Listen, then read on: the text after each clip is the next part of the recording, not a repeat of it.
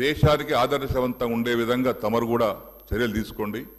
ఇక్కడ వారు మాట్లాడినా ఎవరు మాట్లాడినా కానీ ఇది చాలా విలువైన పవిత్రమైనటువంటి సభ. ఇది ముఖ్యమంత్రి గారు వారు అయ్యారు, మాకు ఈర్ష్య లేదు, అయితుంటాం పోతుంటాం, ఎవరికి అధికారం శాశ్వతం కాదు. ఇక్కడ ప్రజల ఇష్టం, వారిని ఎక్కడ కూర్చోబెట్టారు, మమ్మల్ని ఇక్కడ కూర్చోబెట్టారు. మేము ఒకటే కోరుకుంటున్నాం ఏంటంటే ప్రతిపక్ష పార్టీగా తమరు ఇచ్చినటువంటి హామీలను నెరవేరుస్తామని చెప్పారు, జ్ఞాపకం చేస్తున్నాం వాటిని. అది చేస్తే మీకే మంచి పేరు వస్తుంది. అది అన్ని హామీలు ఫుల్ఫిల్ చేస్తే తప్పనిసరిగా హామీలు నిలబెట్టుకున్నటువంటి ముఖ్యమంత్రిగా హామీ నిలబెట్టుకునే కాంగ్రెస్ పార్టీకి మీకు మంచి పేరు వస్తుందని జ్ఞాపకం చేస్తున్నాం తప్పితే దాని మీద ఏదో పగడ్బందీగా దాన్ని పట్టుకొని విమర్శించాలనేటటువంటి ఆలోచన మాకు లేదు. జస్ట్ మీకు జ్ఞాపకం చేయడానికి కోసం మాత్రమే 6 గ్యారంటీలు ఏది ఉన్నాయో అందులో 13 గ్యారంటీలు ఉన్నాయి. దాన్ని మీరు జ్ఞాపకం చేసి అమలు చేస్తే మీకు మంచి పేరు వద్ద చెప్పడానికి చేస్తున్నాం అధ్యక్ష. అదేవిధంగా పొన్న ప్రభాకర్ గారు బస్సుల మీద చర్చ జరిగినప్పుడు వారు కన్సర్న్ మంత్రి కాబట్టి వారు అప్పుడు లేచి మాట్లాడవచ్చు. కానీ ప్రతి ఒక్కరు లేచి ఎట్లా అధ్యక్ష? ఇది ప్రతి ఒక్కరు లేచి మాట్లాడుతున్నారు. వినండి. ఇదే వద్దంటున్నాను. ఇదే పొన్న ప్రభాకర్ గారు ట్రాన్స్పోర్ట్ మినిస్టర్గా బస్సుల మీద చర్చ జరిగినప్పుడు అట్లా లెజిస్లేటివ్ పార్టీ మినిస్టర్గా వారికి హక్కు ఉంది, కన్సర్న్ మినిస్టర్ మీద సబ్జెక్ట్ చర్చ జరిగినప్పుడు వారికి హక్కు ఉంది. మనం ప్రతి ఒక్కరు లేచి మాట్లాడుతుంటే ఉదాహరణ ఉండదు కదా. మీకు సమయం ఇస్తారు వారు. ఇప్పుడు నాకు సమయం ఇచ్చారు, లేచి మాట్లాడుతున్నా, నేను అరగంట నుంచి చేతులు లేపుతున్నా, నేను లేవలే మళ్ళీ మధ్యన.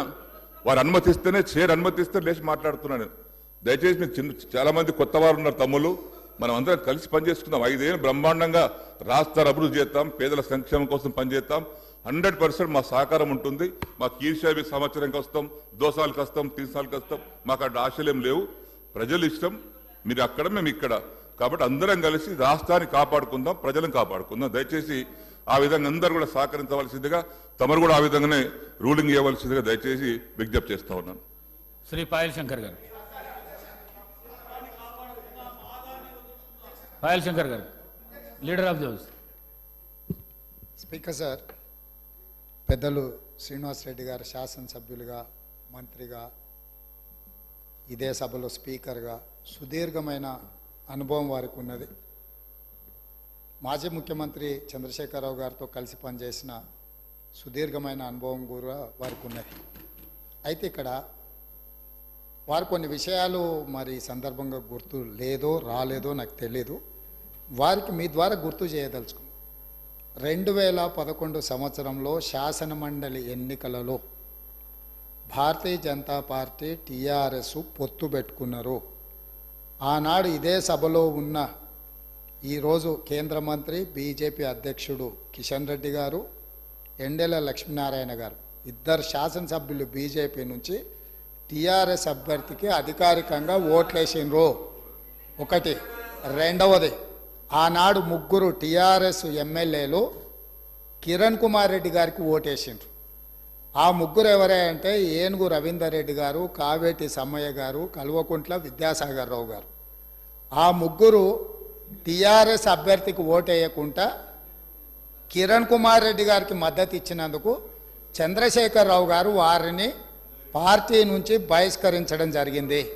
ఆ సందర్భంగా ఎమ్మెల్యేలు ఏం చెప్పిండ్రంటే, అయ్యా మీ అల్లుడు గారే మమ్మల్ని ఇక్కడ ఓటేయమని చెప్తే మేము పోయి అక్కడ ఓటేసినాము, ఓటేయమన్నా మీ అల్లుడినేమో ఇంట్లో పెట్టుకున్నావు, మమ్మల్ని పార్టీ నుంచి ఎట్లా బహిష్కరిస్తామని వాళ్ళు మాట్లాడడంతో తిరిగి 2014లో వారికి టికెట్లు ఇవ్వడం జరిగింది. నెంబర్ 1. నెంబర్ 2, 2014 నుంచి 2023 వరకు పార్లమెంటులో ఏ సందర్భం వచ్చినా అధికారికంగా అక్కడ రికార్డులు ఉన్నాయి. కావాలంటే వారి పెద్దలు పోచారం శ్రీనివాసరెడ్డి గారు, నామ నాగేశ్వరరావు గారికో లేకపోతే కేశవరావు గారికో వారు అడిగితే ఎన్ని బిల్లులు వచ్చినప్పుడు లోక్సభలో కానీ రాజ్యసభలో కానీ వారు ఎవరి పక్షాన నిలబడి ఎవరికి మద్దతు పలికినరో అక్కడ సజీవంగా సాక్ష్యాలు ఉంటాయి.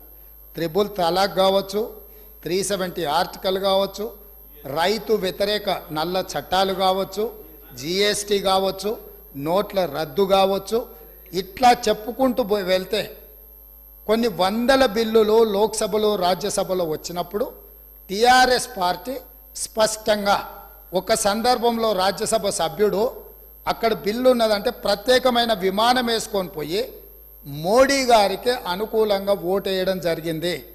Bharatiya Janata party, BRS, BJP ఒకే రకమైన ఆలోచన విధానంతో గత 10 సంవత్సరాలు ప్రభుత్వాలను కలిసి నడుపుకున్నారు. వాళ్ళిద్దరు కలిసి చర్చించుకున్నారు. ఇంతెందుకు, వాళ్ళ పార్టీ అంతర్గత విషయం ముఖ్యమంత్రి గారిని మార్చాలని ఇక్కడ చాలామంది మాజీ మంత్రులు చంద్రశేఖరరావు గారిని దించేసేయాలి, తారక రామారావు గారిని ముఖ్యమంత్రిని చేయాలని చెప్పి ఆ మంత్రివర్గంలో ఉన్న వాళ్ళే చంద్రశేఖరరావు గారి మీద అవిశ్వాసం ప్రకటించి తారక రామారావు గారిని ముఖ్యమంత్రిని చేయండి అని వాళ్ళు మాట్లాడినరు. వాళ్ళందరూ ఒత్తిడి తట్టుకోలేక చంద్రశేఖరరావు గారు వెళ్ళి నరేంద్ర మోడీ ప్రధానమంత్రిని కలిసి, నేను అక్కడి నుంచి మా వాళ్ళు తప్పుకోమంటుండ్రు, తప్పుకుంటా తారక రామారావు గారిని తెలంగాణ రాష్ట్రానికి ముఖ్యమంత్రిని చేస్తా, మీరు నాకు అనుమతి ఇవ్వమని అడిగినరని, నేను వారసత్వ రాజకీయాలు లేకపోతే రాచరికాలను నేను సమర్థించను, నేను వ్యతిరేకిస్తున్నా, అది ఎలా సాధ్యమో అని నేను చంద్రశేఖరరావును నిలదీసినని భారత ప్రధానమంత్రి తెలంగాణ రాష్ట్రానికి వచ్చినప్పుడు స్పష్టంగా ప్రకటన చేసిండు.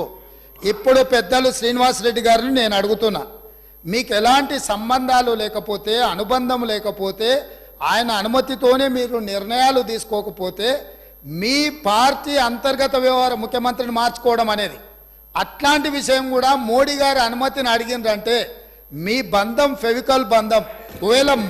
ఒకవేళ మీకు కేసీఆర్ గారు చెప్తుండ్రో లేదో వాస్తవాలు, ఒక్కసారి ఇప్పుడు నేను చెప్పిన చరిత్రను మొత్తము వారు తెలుసుకోవాల్సిందిగా నేను కోరుతున్నా.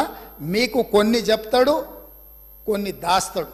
కాబట్టి దాచినవి మీకు ఒకవేళ ఎప్పుడైనా అనుమానం వస్తే మీరు ఎప్పుడైనా నన్ను అడగొచ్చు, స్వేచ్ఛగా వచ్చి కలవచ్చు. మిగతా వివరాలన్నీ కూడా నేను మీ దృష్టికి తీసుకొస్తా. పోచారం శ్రీనివాసరెడ్డి. మేమందరం కూడా కలిసి పనిచేసినాం సార్. తెలుగుదేశం పార్టీలో వారు ఉన్నారు, మేమున్నాం, కష్టపడి పనిచేసినాం. వారు ఈరోజు ఒక నిమిషం వినండి, ఇదే ఓపిక ఉండాలండి. శాసనసభలో మాట్లాడే ఓపిక కాదు, ఇనే ఓపిక కూడా ఉండాలి. వారు చెప్పారు, ఒక్క నిమిషం బ్రదర్ వినండి. వారు అవకాశం ఇస్తే మాట్లాడండి, ప్లీజ్ కోఆపరేట్. వారు మాట్లాడడానికి ఒకవేళ బీజేపీతోనే మాకు పవికాల సంబంధం ఉంటే, నలుగురు బీజేపీ శాసనసభలు ఓడించినటువంటి అభ్యర్థులు ఎవరు సార్? బీఆర్ఎస్ పార్టీ అభ్యర్థి ఓడించాం. 2011లో గౌరవ ముఖ్యమంత్రి గారు అన్నారు, 2011లో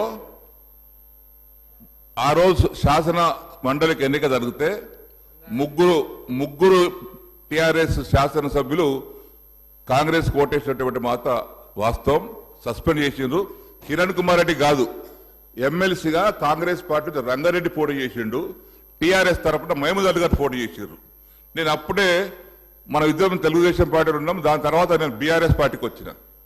టీఆర్ఎస్ పార్టీకి వచ్చిన తర్వాత నాకు కూడా బలవంతం చేసిండ్రు, మీరు కూడా రంగారెడ్డి కోటేయమని. నేను బీఆర్ఎస్ పార్టీకి మొన్నే మాట ఇచ్చిన. నేను టీఆర్ఎస్ పార్టీ అభ్యర్థిగా ఓటేసి తప్పితే ఇంకో దానికి వేయనంటే, మీరు చెప్పినటువంటి 3 పేర్లు నేను రిపీట్ చేయదలుచుకోలేదు.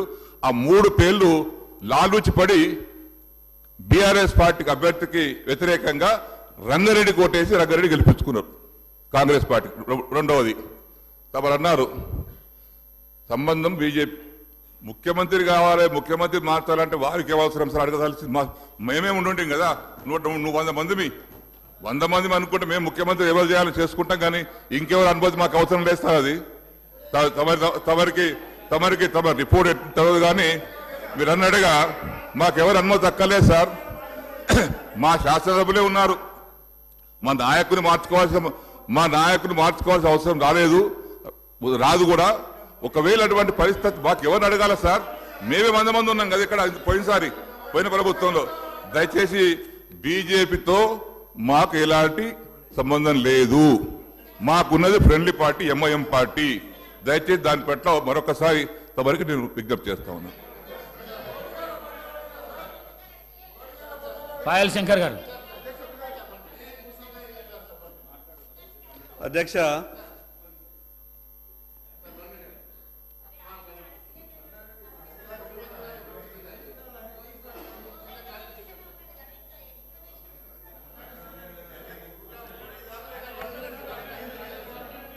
పాయల్ శంకర్ గారు ఇస్తాను మీకు ఇస్తాను పాయల్ శంకర్ గారు మాట్లాడండి. ఓకే.